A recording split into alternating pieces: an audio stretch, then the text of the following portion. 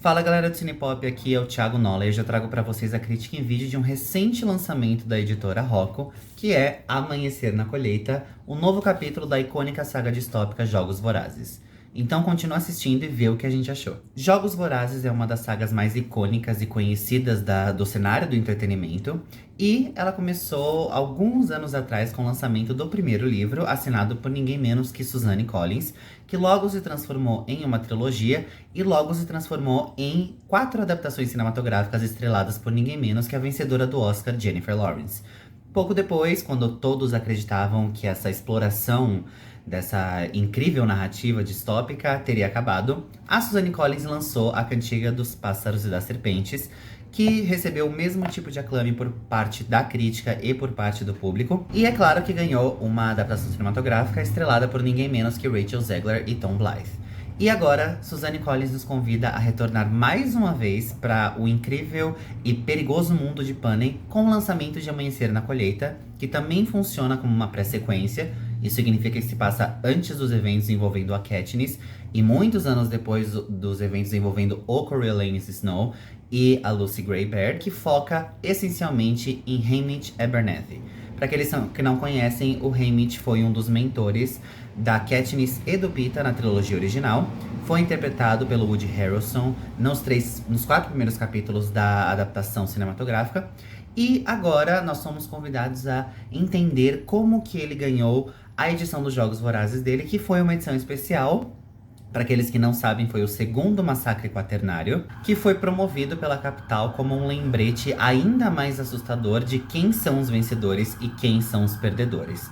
É claro que eu não preciso me alongar para falar qual é a história principal dos Jogos Vorazes. Houve uma guerra civil, houveram vencedores e perdedores, a capital se consagrou como a vencedora e, ano após ano, os 12 distritos que vivem sob a tutela dessa capital são obrigados a mandar 2 tributos, um masculino e um feminino, para competirem nos Jogos Vorazes, que é para manter esses antigos rebeldes, né, porque agora já é outra geração, na linha. Só que a cada 25 anos, a capital muda as regras dos Jogos Vorazes e acrescenta alguma camada a mais que deixa os distritos ainda mais ansiosos e ainda mais preocupados com todo o poder e todo o convencimento que a capital tem, principalmente pelas mãos do Snow, que se apoderou de todo o controle dos Jogos Vorazes, dos distritos e da própria capital. Ou seja, ele basicamente manda em Panem. E no primeiro massacre quaternário, os próprios distritos tiveram que escolher seus tributos, então não houve sorteio. No segundo massacre quaternário, os distritos foram obrigados a mandar 4 tributos em vez de 2. O que significa 2 tributos femininos, 2 tributos masculinos para competir na maior edição dos Jogos Vorazes, que conta com 48 tributos, onde apenas um sairá vencedor. É claro que mais coisas diferentes também acontecem, só que eu não quero dar muitos spoilers, porque eu sei que nem todo mundo conseguiu terminar de ler o livro ainda.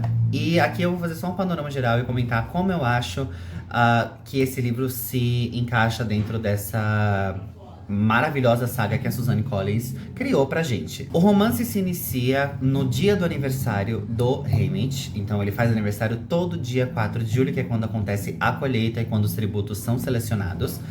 E ele está super apreensivo com o que pode acontecer. É o aniversário dele, ele tenta comemorar com a mãe e com o irmão. Só que as coisas não estão soando certo, porque, querendo ou não, 2 tributos, no caso agora 4, né, nessa edição especial dos Jogos Vorazes, vão ser selecionados e apenas um, com sorte, voltará para a vida. Só que o Distrito 12 nunca teve um vencedor, com exceção de uma menina que foi esquecida ao longo do tempo, que a gente sabe quem é, que é a Lucy Greybeard, que venceu a 10ª edição dos Jogos Vorazes, só que ela simplesmente desapareceu, como a gente viu no final do livro anterior.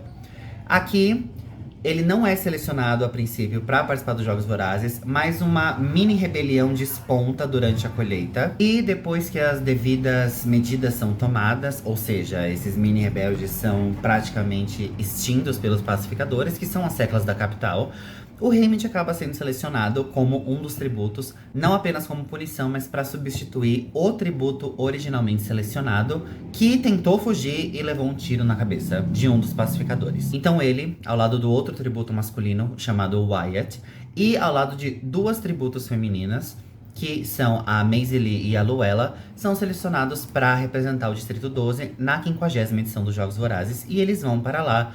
E as coisas já funcionam como a gente conhece dos filmes e dos livros originais, em que eles passam por entrevistas, eles são tratados como convidados até entrarem na arena e lutarem pelas próprias vidas. Então a gente sabe como é que é o andamento.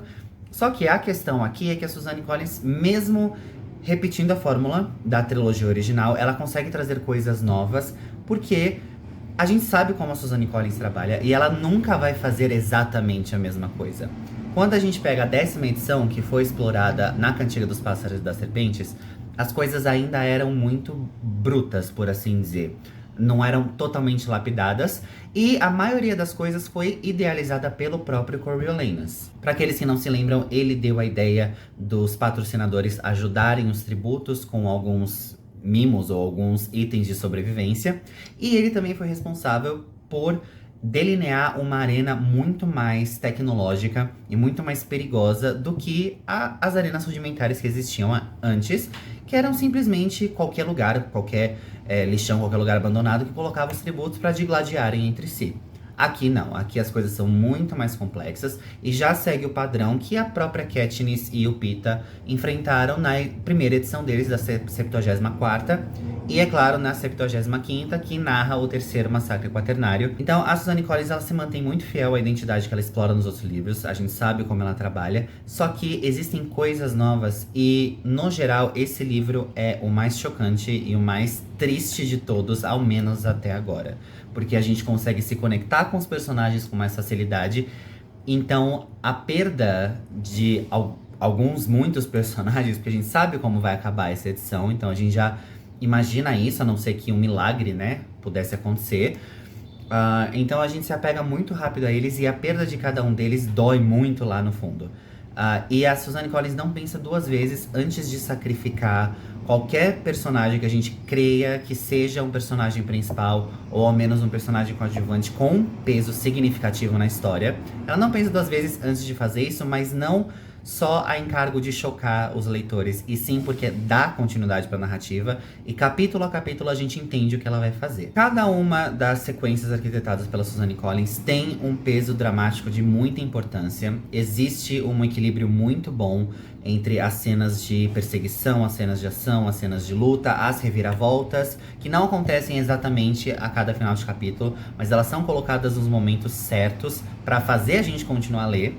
Não é à toa que eu terminei esse livro em 4 horas, eu fiquei muito triste, porque eu não queria ter terminado tão rápido. Mas ela sabe exatamente como dosar, como fazer esse equilíbrio entre momentos mais frenéticos, momentos de mais tensão, e um drama um pouco mais íntimo que permite que a gente explore cada um dos personagens.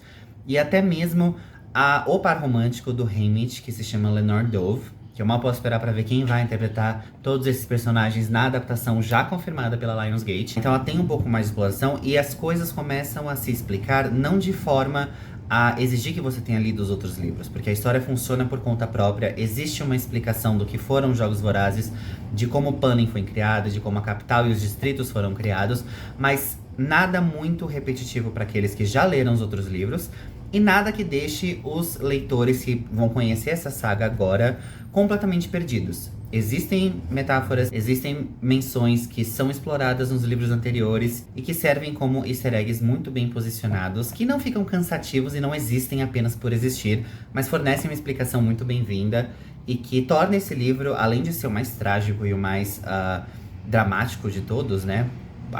Pelo menos até agora, a gente espera que ela lance outras histórias, porque ainda tem muita coisa a ser explorada. Mas coloca esse livro num patamar muito, muito elevado. E eu acho que a adaptação para os cinemas vai funcionar muito bem. A gente tem o Francis Lawrence voltando como diretor. Em breve o elenco deve ser anunciado. E no ano que vem nós teremos a releitura para os cinemas. E, no geral, eu acho que a Suzanne Collins acertou mais uma vez. Eu acho que é um dos melhores livros dessa saga que ela já lançou. E a história começa e termina nela mesma. Então não tem muita abertura para explorar outras coisas. Mas tem coisas no livro que eu não quero falar sobre, porque eu quero que vocês vejam, que eu gostaria de ver em um outro romance, por assim dizer. Então, muito obrigada por assistirem esse vídeo. Lembrando que o livro já está disponível pela editora Rocco, pelos principais sites onde vocês podem comprar. Leiam Voltem aqui, quero saber o que vocês acharam. E muito obrigado, até a próxima.